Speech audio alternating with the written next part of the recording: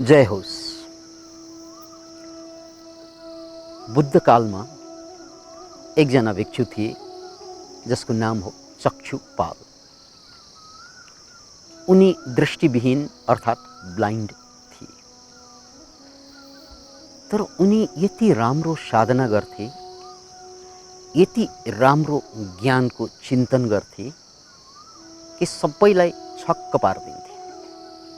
किनकि तुलनात्मक रूपमा उनी पछि आएका विहारमा, तर प्रगति उनको उनीभन्दा पहिला आएका भिक्षुकहरूको भन्दा आध्यात्मिक प्रगति, आध्यात्मिक उन्नति हुँदै गरेको सबैले देखिरहेको अवस्था। स्थान श्रावस्ती, जेतवन बिहार।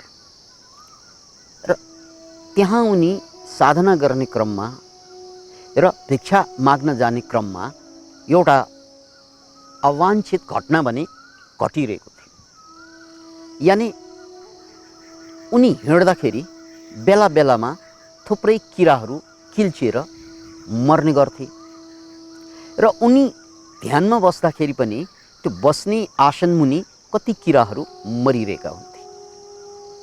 यो भिक्षुकहरूले देखिरहेको हुन्थे, किनकि सबै भिक्षुक दृष्टिविहीन त होइनन्। अतः त्यो भिक्षुकहरूलाई च्वास्स के लाग्थ्यो भने, होइन, अब भगवान बुद्धको विनयमा, शीलमा अहिंसा पहिलो अङ्ग हो। अरूलाई हिंसा पुर्याउने मान्छे कहिले पनि मुक्त हुनै सक्दैन। अरूलाई दुःख दिने मान्छे कहिले पनि मुक्त हुनै सक्दैन। याद राख्नु, वाचाबाट, चित्तबाट, कामनाबाट र सिधै शरीरबाट प्रहार गरेर अरूलाई कसैले दुःख दिइरहेको छ भने त्यो मान्छेको आध्यात्मिक द्वार, मुक्तिको द्वार सधैँको लागि बन्द भइरहेको हुन्छ। यही कुरा भगवान बुद्धबाट हामीले सुनेका। अब चक्षुपालबाट हरेक दिन किराहरू मरिरहेको छ र यसरी किराहरू मरिरहँदा चक्षुपालको आध्यात्मिक यात्रा कतै रोकिएको त होइन, अथवा उनी अब मुक्तितिर नजाने पक्का भएको हो कि? यो शङ्का धेरै उनका गुरुभाइहरूमा, भिक्षुकहरूमा जाग्नु स्वाभाविक थियो। एक दिन त धेरै किरा मरेको देखेपछि असह्य भएर भिक्षुकहरूको एउटा समूहले भगवान बुद्धको अगाडि विनय गर्छन्, अनुनय विनय गर्छन् र सोध्छन्, भगवान, यो चक्षुपाल दृष्टिविहीन जुन भिक्षुक छ, उनले भिक्षा माग्न जाँदा पनि किराहरू धेरै मरेको बेला बेला हामीले देख्छौँ र उनी जुन आसनमा बसेर ध्यान गर्छन् त्यसको सेरोफेरोमा पनि किरा मरिरहेको हामी देख्छौँ किल्चिएर। अतः भगवान, उनलाई पाप लाग्दैन, उनलाई पाप लाग्दैन। अर्थात् भगवान, अब के उनको मुक्तिको यात्रा, उनको आध्यात्मिक यात्रा, अन्तर्यात्रा अब प्रगति नहुने नै हो भगवान? किनकि अहिंसा त उनले पालना गर्न सकेन, द्वार त बन्द रह्यो भगवान। भगवानले मुसुक्क हाँसेर भन्नु, भगवानले मुसुक्क हाँसेर भने, भिक्षुकहरू हो, आर्यहरू हो,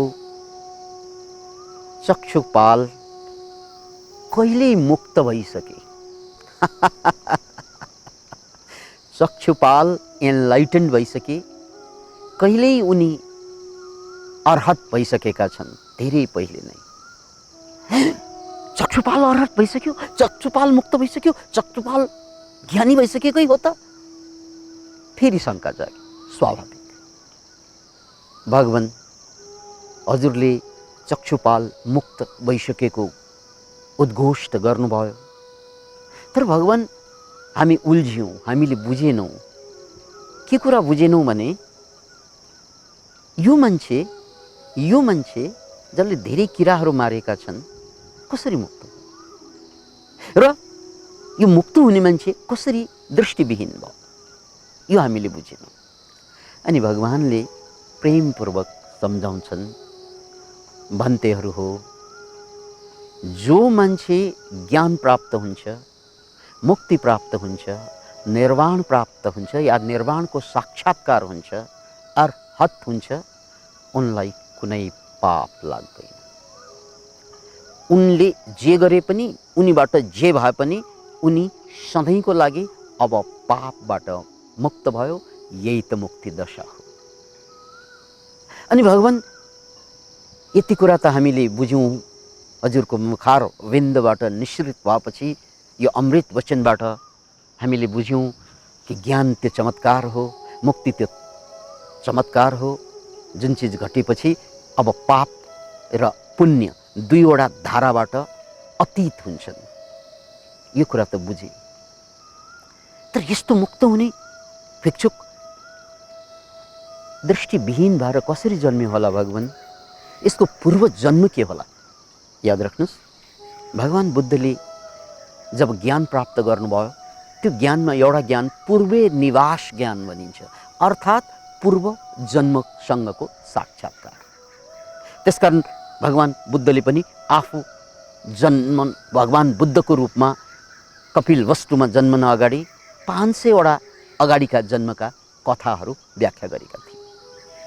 र भगवानले चाहनुभयो भने, या सिद्धार्थ गौतम अब तथागत बुद्ध भइसकेका छन्, त्यसैले उनले अब चाह्यो भने, सिद्धार्थ गौतमले चाहेर केही पनि हुँदैन यस्ता कुरा, तर बुद्ध भइसकेपछि या ज्ञानी अर्हत भइसकेपछि उनले चाह्यो भने आफ्नो जन्म र अरूको जन्म पनि देख्न सक्छन्।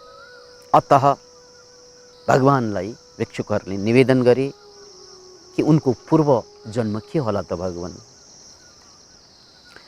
बुद्धले आँखा चिम्लेर ध्यान दृष्टि लगाए र भट्टाभट कथा व्यथा खोल्न थाले। भिक्षुकहरू हो, चक्षुपाल यो दृष्टिविहीन, यो ब्लाइन्ड भिक्षु, योभन्दा अगाडिको जन्ममा यिनी वैद्यराज थिए र यिनका एकजना तरुणी आँखाको उपचार गर्न आउँथे र त्यो तरुणीमाथि यिनको कुदृष्टि पर्यो। त्यो कुदृष्टि उनको कामवासना भड्क्यो, जाग्यो र त्यो महिलालाई या त्यो केटीलाई शोषण गर्नको लागि, शारीरिक शोषण गर्नको लागि उनले त्यो महिलाको उपचार गर्नको साटो यस्तो औषधि लगाइदिए आँखामा, जसबाट त्यो केटी सधैँको लागि दृष्टिविहीन हुनु पर्यो। यो पाप भएको थियो चक्षुपालबाट। अतः उनले कतै न कतै जुन पाप गर्यो, त्यो पापको परिणाम त भोग्नै पर्छ। त्यही जन्ममा भोग्नु पर्थ्यो, तर त्यस बेलासम्म उनले शरीर छोडिसकेको कारणले त्यो पापको परिणाम यो जन्मसम्म आएको हो। यदि उनले त्यही जन्ममा परिणाम भोगेको भए समाप्त हुन्थ्यो कुरा, तर उनले शरीर त्यागेको कारणले गर्दा अब पाप, कसैको आँखा खोस्नुको पाप, उनले आँखा गुमाएर, उनको आँखा गुमाएर त्यो पापको क्षतिपूर्ति दिनु पर्यो। त्यसकारण उनी जन्मान्ध भएका। ओहो भगवान, पाप जन्म जन्मबाट पनि आउँदो रहेछ। अतः हामीले यो पनि बुझ्यौँ भगवान, अर्को कुरा पनि कि अहिले जे हुन्छ हाम्रो जीवनमा नराम्रा कुराहरू, प्राय कुराहरू पूर्व जन्मको संस्कारबाट पनि आउँदो रहेछ। धन्य भयौँ, छोपिराखेको भाँडोलाई ओघारे दिनुभयो। यानि सुतिरहेको मान्छेले आँखा खोलेर जसरी दृश्य देख्छन्, हामीले पनि यो सत्यको साक्षात्कार गर्नु। जय होस् भगवान। अब यो कथाको अद्भुत सन्देश छ। त्यो सन्देश फेरि एकचोटि दोहोऱ्यौँ।